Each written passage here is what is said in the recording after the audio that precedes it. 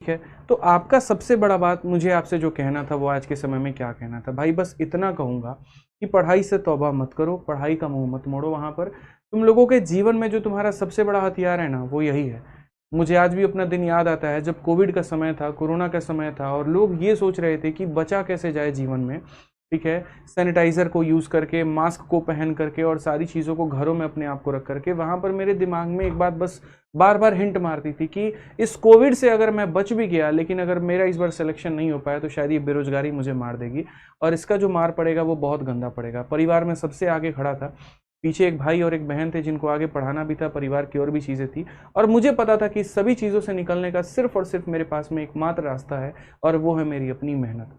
ये मेरी वो किताबें हैं, ये मेरा वो वीडियोस है, ये मेरे वो टेस्ट के रिजल्ट्स हैं जिसके ऊपर में मैं काम करूंगा। यहीं वो मेरे साथी हैं, यहीं वो मेरे गुरु लोग हैं, यहीं वो मेरे मेंटर्स हैं जो मुझे पढ़ाएंगे, जिनके गाइडेंस से मैं आगे बढ़ सकता हूँ। जो मेरे दोस्त हैं यहीं वो हैं जिनके साथ मैं आगे पढ़ करके मैं आगे बढ़ूंगा, और इन्हीं के साथ मेरे भाई मैं सिलेक्शन लूंगा, तब मेरा जीवन का उद्धार होगा, नहीं तो नहीं हो पाएगा।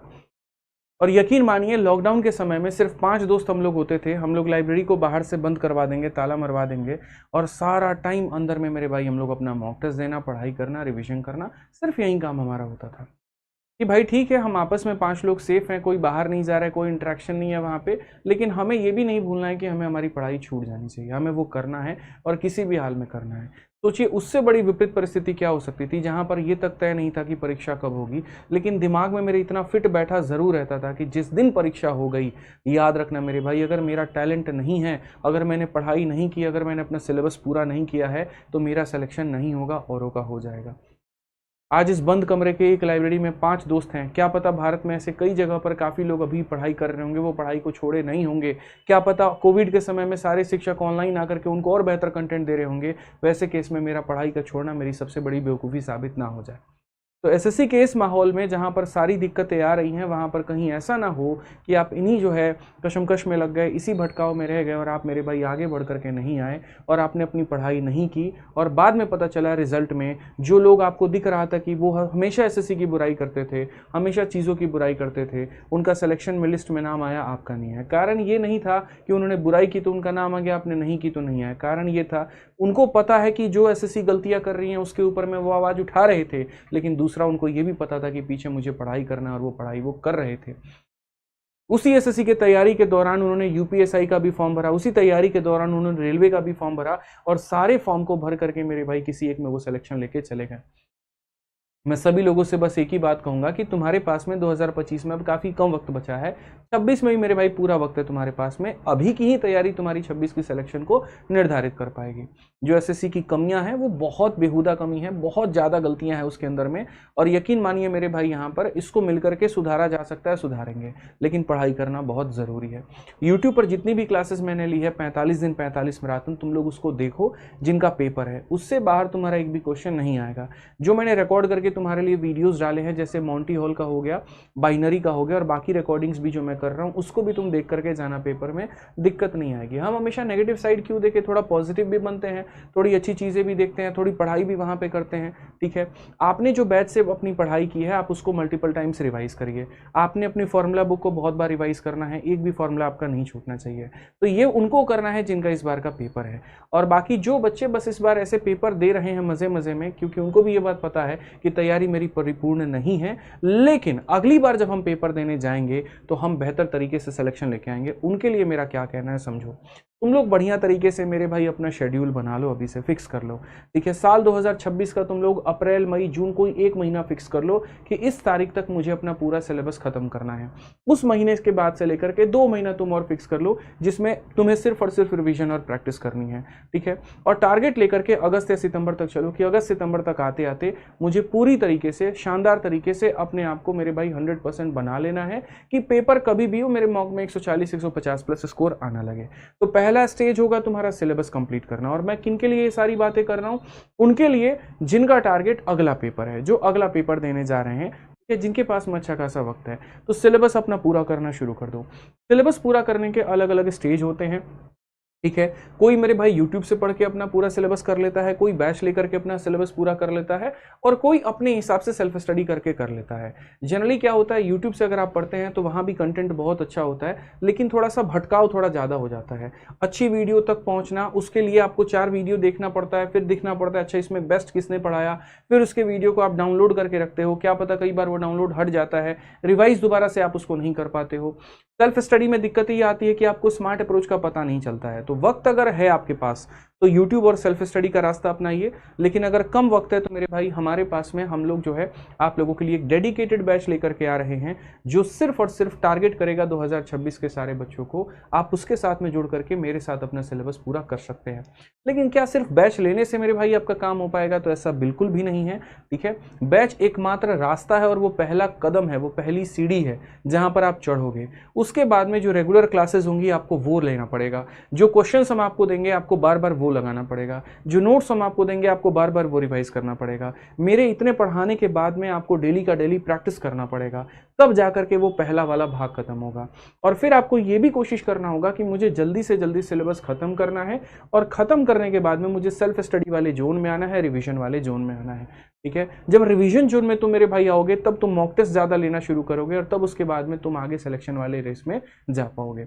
ये पूरा एक पड़ाव होता है, 3 चरणों का होता है, जहां पर शुरुआत है हम आपकी 2026 की आगाज हम पहले से ही कर रहे हैं। ठीक है, ये सभी एग्जाम्स के लिए हम कर रहे हैं, एसएससी, रेलवे, बैंकिंग, डिफेंस, ये सारा हो गया। और आप अगर देखोगे तो ये कुछ हमारे जो बच्चे हैं मेरे भाई वो हैं जो सेलेक्ट हुए हैं 2024 में सीजीएल के माध्यम से, ऑल इंडिया रैंक 10, 24, 26, 28, और बाकी तो मैंने कई सारे सिलेक्शंस दिखाए थे जब मैंने वीओडी बैच की लॉन्चिंग की थी। ठीक है, तो मैं बहुत ज़्यादा आपका वक्त नहीं लूँगा, बस मैं इतना कहूँगा यहाँ पर कि देखो पूरा मेरे भाई हमने प्लानिंग करके स्टेप वाइज स्टेप हमने आपके लिए पूरा फिट कर दिया है कि आपकी ये पूरी तैयारी का जो भाग 1 है, स्टेप 1 है, वो हम कैसे कराएंगे। आप इस जब एप्लीकेशन पर आओगे तो मेरे भाई पूरी तरीके से आपको लाइव वीडियोज़ के माध्यम से आपका सिलेबस कंप्लीट करवा देंगे। कहीं पर भी किसी भी चैप्टर में डाउट आएगा तो यकीन मानिए हर एक चैप्टर का आपका डाउट सेशन लिया जाएगा। फिर उसके बाद जो क्लासरूम शीट मैं आपको दूंगा इस बैच के अंदर में, उसको आपको बार बार लगाना होगा। क्लासरूम शीट के बाद में जो प्रो लेवल की शीट होगी मेरे भाई, आप उसको बार बार लगाएंगे। आप बैच ले लेंगे और इसमें से कोई भी काम नहीं करेंगे ना, तो दुनिया की कोई भी ताकत आपका सिलेक्शन नहीं करा सकती है, इस बात का ध्यान दो। तो अगर सिलेक्शन के लिए डेडिकेटेड होना तभी मेरे साथ में जुड़ना, क्योंकि मैं बड़े प्यार से अपने बैच का नाम चैंपियंस रखता हूँ, और मैं नहीं चाहता कि चैंपियंस मैंने रखा है और वहां पर कोई व्यक्ति चैंपियन ना बने, या चैंपियन बनने वाले उसके अंदर में लक्षण ना हो। आप अगर मेरे भाई इंस्पेक्टर बनने की ताकत रखते हैं तो हम आपको बनाने की ताकत रखते हैं, इस बात को ध्यान रखिए।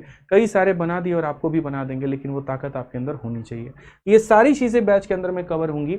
आपको मेरे पढ़ाने का तरीका पता, आपको मेरा कंटेंट पता है। इतना कहूँगा कि तुम्हारे पेपर में मेरे शीट से, मेरे बैच से, मेरी जगह से एक भी सवाल बाहर नहीं आएगा। पूरी प्लानिंग है कि कब तुम्हें टेस्ट दिलवाना है। पहले आपको क्लासरूम शीट के माध्यम से पूरी प्रैक्टिस करवाएंगे, फिर उसके बाद एक अच्छी लेवल प्रो लेवल की शीट से प्रैक्टिस करवाएंगे, फिर उसके बाद में आपका समय बच सके तो आपको हम क्लास नोट्स देंगे, और एप्लीकेशन के अंदर में ही टेस्ट की सुविधा हमने दे दी है, तो वहां पर भी आप मेरे भाई टेस्ट यहाँ दे पाएंगे। इन स्टेप्स को फॉलो करने के बाद में आप यकीन मानिए बहुत बेहतर कर लेंगे।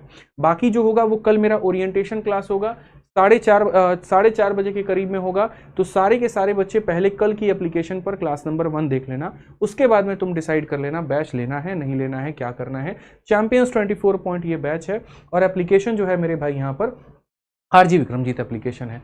तो 4:30 बजे कल सारे के सारे लोग एप्लीकेशन पर लाइव रहना। ओरिएंटेशन क्लास में बाकी सारी चीज़ें मैं तुम्हें और बता दूंगा। ये सेशन फ्री होगा, ठीक है। जिसने बैच लिया है वो भी देख सकता है और जिसने नहीं लिया है वो भी देख सकता है। इसके अंदर में मैं सारी चीज़ें बता दूंगा कि कितना समय लगेगा प्रिपेयर होने में, क्या होने में, और तब उसके बाद में आप डिसाइड करना कि आपको करना क्या है, ठीक है। बाकी आपका मैथ स्पेशल बैच आ चुका है जिसकी फीस 999 है। लाइव बैचेस की जनरली थोड़ी फीस ज़्यादा रहती है, क्योंकि ये लाइव चलता है, सर्वर कॉस्ट थोड़ा ज़्यादा होता है। और बाकी मेरे भाई यहाँ सभी शिक्षकों का अगर आप कॉम्बो लेते हैं तो 4500 के जगह पे 2700 का आपका ये बैच पड़ता है। 40% का एक जबरदस्त डिस्काउंट आपको मिल रहा होता है, ठीक है। बाकी कल के 4:30 बजे की क्लास में आप मेरे साथ एप्लीकेशन पर मौजूद रहिएगा। फिर से रिपीट कर देते हैं, आरजी विक्रमजीत एप्लीकेशन का नाम है। एक इवेंट अभी आपको वहां पर दिख जाएगा ओरिएंटेशन क्लास के नाम से, ठीक है। उसमें आप जाकर के प्ले करके देखेंगे तो कल 4:30 बजे लाइव आकर के मैं सारी चीज़ें क्लियर करूंगा। बाकी इंग्लिश के बारे में और बाकी चीज़ों के बारे में सर आपको बताएंगे।